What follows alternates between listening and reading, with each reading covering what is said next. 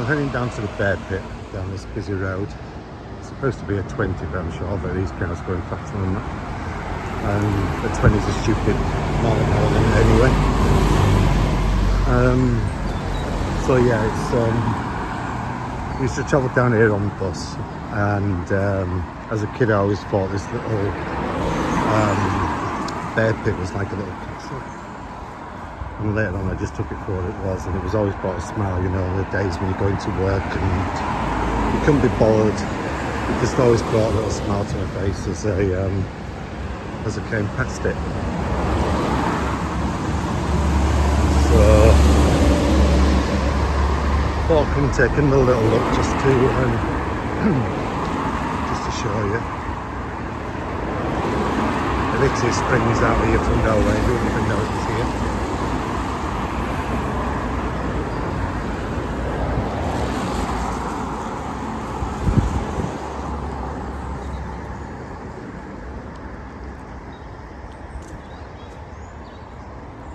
So this is the bear pit.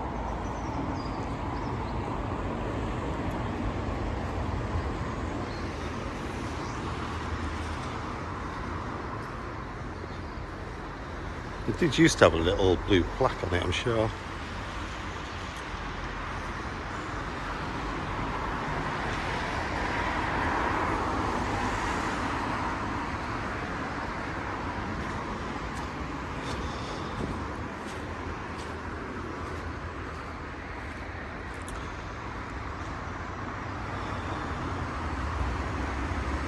So why was it called the bear pit? Well, in Victorian times it was like a Victorian version, I'm sure it was Victorian, might be wrong, but it used to be their version of a theme park. So it's like a botanical gardens, used to have hot air balloon rides, loads of animals, and there was a bear pit. So this bear, they used to climb up a pole, and the Victorians used to throw it donuts and that to eat, so it's a bit cruel in that. And I really love bears. But they've kept this kind of gateway towards it. So I'll see if I can clamber up behind it, because it's normally fenced off.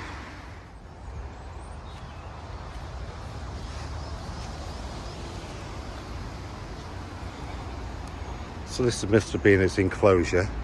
I've never seen it before, to be honest. Normally it's always fenced off, and you know, but people have torn it down and that, but it's a nice opportunity to come and see it. So this must be the bit where they had the pole for the bear to climb up, and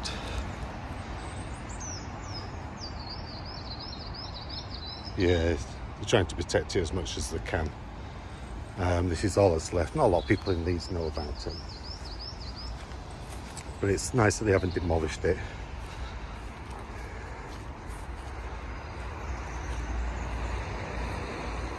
There's not a lot around about. I remember trying to research it years ago, and there's only little bits and the clips of some little stairway going down.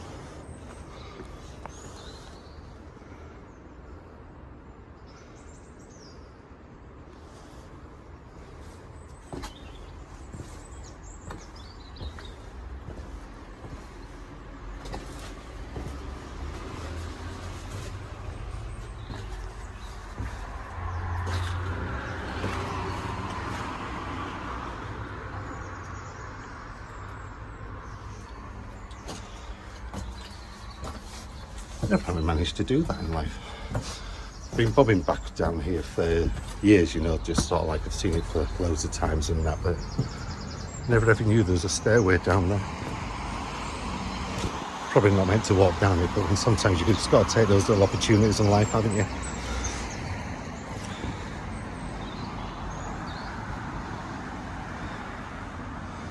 So yeah, this is the bear pit in Henley, Leeds. I know it's not much, but it's always brought a little smile to my face.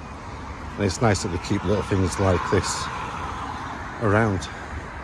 You know, I'm definitely putting off the camera while I try and get back down that slidey way.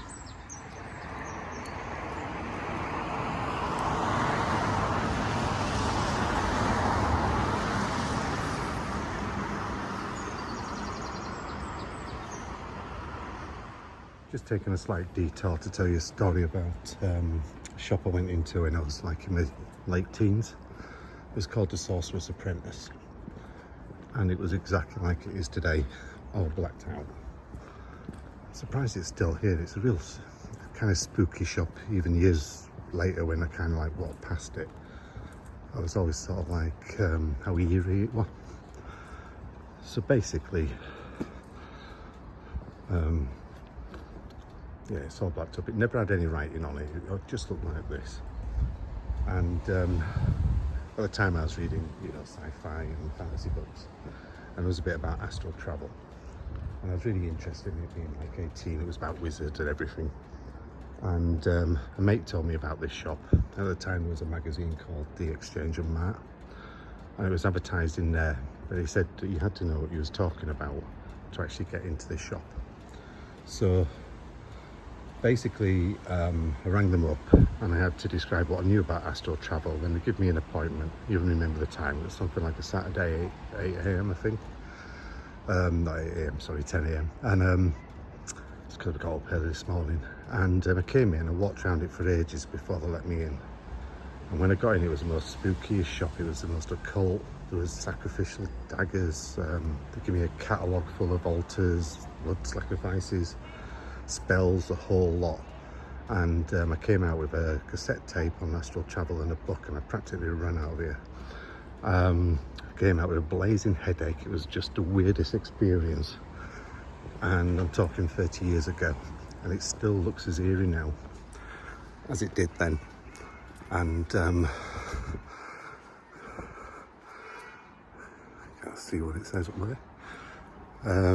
So yeah, just thought I'd do a short talk on the most spookiest place going that I know. Even the door hinge